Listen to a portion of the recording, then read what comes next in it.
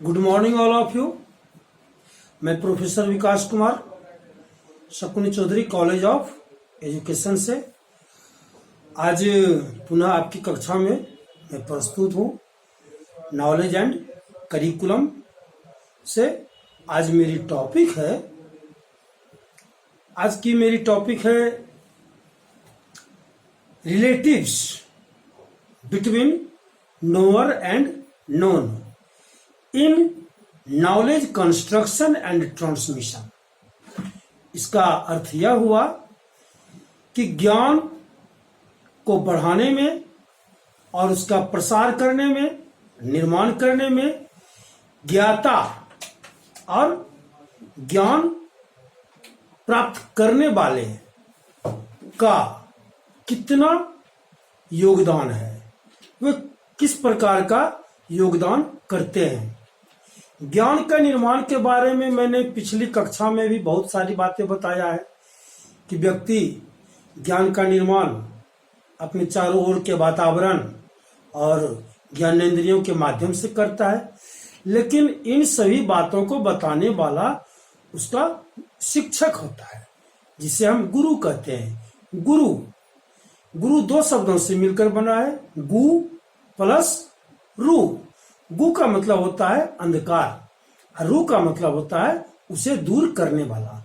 हम सभी जानते हैं कि हमारे जीवन रूपी क्षेत्र में जिस भी विषय संबंधित अंधकार है उसे दूर करने के लिए एक शिक्षक की आवश्यकता होती है, जिसे हम लोग गुरु कहते हैं।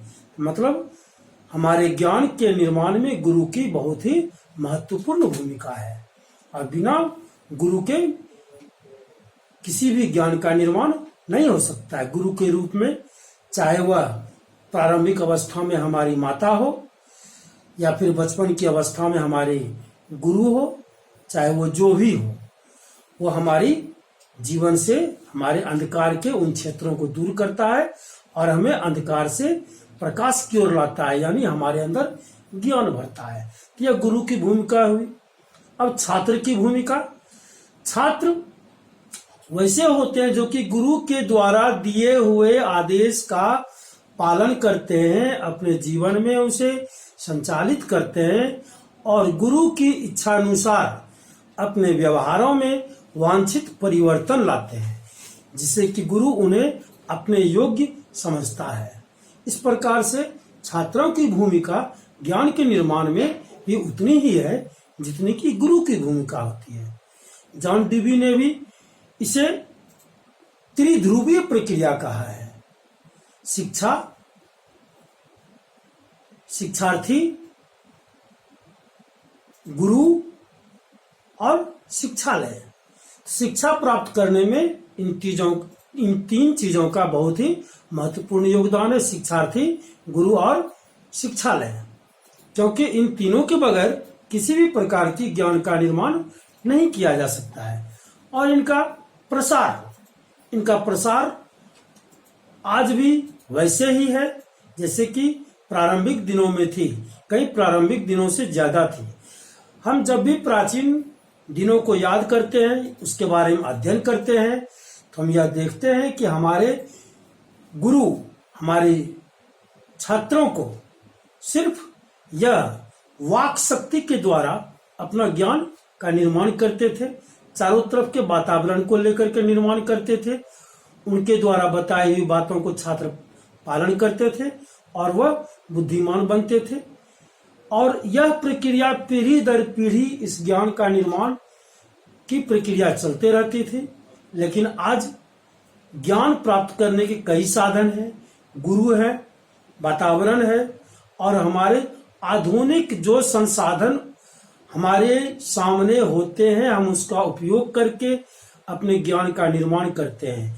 चाहे वह इंटरनेट हो, पुस्तकालय हो, पत्र पत्रिकाएं हो, और कई प्रकार के हमारे मित्र हो, चाहे जो भी हो, हम जिनसे भी मिलते हैं, ज्ञान प्राप्त करते हैं और उसके अनुसार अपने जीवन का संचालन करते हैं। और ज्ञान का प्रसार भी हम इसी माध्यम से करते हैं।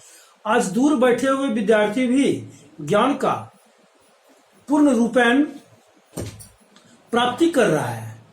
जैसे कि हम आप लोगों को वीडियो के माध्यम से बताने का प्रयास करें, क्योंकि इन दिनों जो लॉकडाउन की स्थिति में इस समय ज्ञान प्राप्ति का सर्वोत्तम माध्यम है वीडियो क्लासेस, ऑनलाइन क्लासेस कई प्रकार से यूज किए जाते हैं। कुछ लोग पीडीएफ भेजते हैं, कुछ वीडियोज भेजते हैं। तो मैं आप लोगों को बताना चाहूंगा कि वीडियोज देखें, सुने, समझें।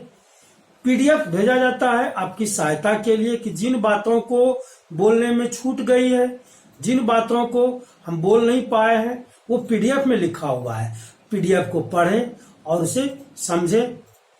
आज की कक्षा बस मैं यहीं समाप्त करता हूं। आशा है कि हम लोग अगले दिन फिर अपनी कक्षा में उपस्थित होंगे और सारी बातों का पालन करेंगे। धन्यवाद।